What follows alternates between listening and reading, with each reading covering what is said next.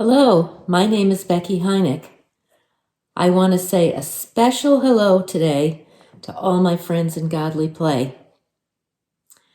I have two Lenten memories to share with you. Several years ago, I lived in Fairport, New York. It's a suburb of Rochester, and I attended another FUMC there, First United Methodist Church of Fairport. We often called it Fairport United Methodist Church.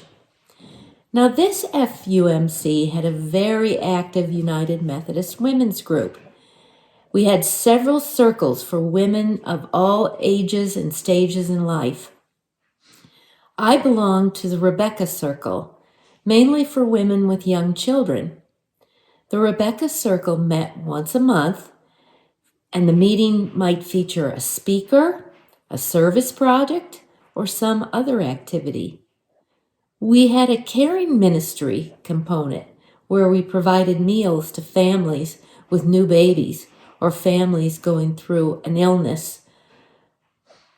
During Lent, we had a very special activity.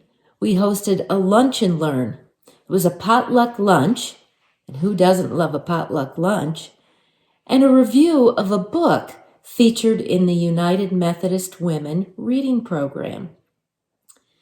The lunch and book review that I distinctly remember was presented by one of our members, and the book was Tuesdays with Maury by Mitch Albom. This book was Albom's retelling of the visits he made to a former college professor who had been stricken with ALS disease. And the book talks about an old man, a young man, and life's greatest lessons. Our Rebecca Circle member gave such a moving review of the book that we were all in tears.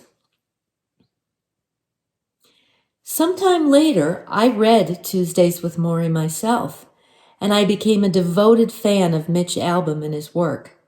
You can see that I have a pretty complete collection of Mitch Albom books here. His books are both fiction and nonfiction, but both speak to me in deep and meaningful ways. As Albom realized both financial success and critical acclaim from his writing, it seems that he was led to find ways to share his good fortune with others.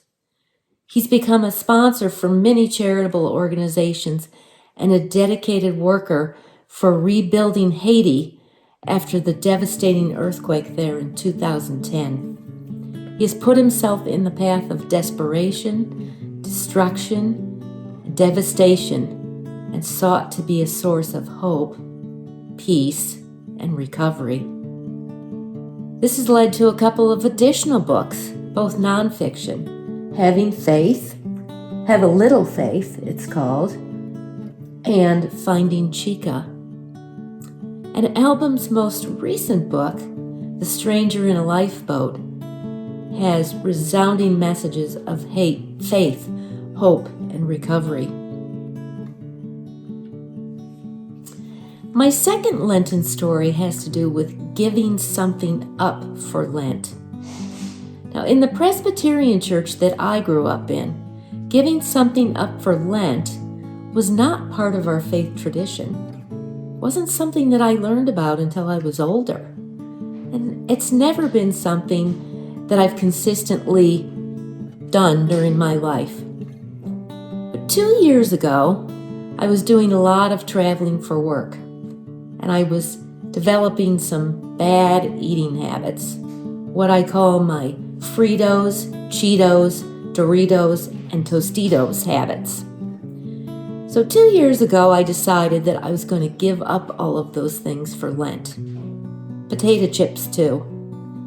And after Easter, I decided that maybe I should just try to keep this better habit going.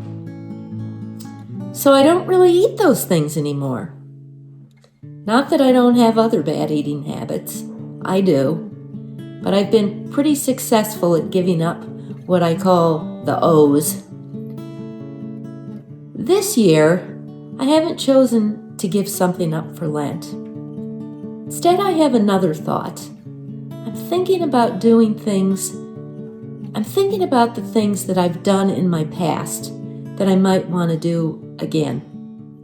Like read all of the Mitch Albom books one more time. It will probably take me longer than the 40 days of Lent, but I could get a good start. I think I'd like to re-engage with the United Methodist Women Reading Program. I've been involved with that over the years of reading one book in each of their 4 categories, and I've learned so much and found a true sense of fulfillment from reading some of the books chosen by United Methodist Women for their reading program. And I'd like to share some of those stories with others, sort of in the way of a potluck book review. And I'd certainly like to get back to our wonderful Methodist tradition of sharing meals together. I hope that this Lenten season will be meaningful to each of you, and I so look forward to celebrating Easter with you.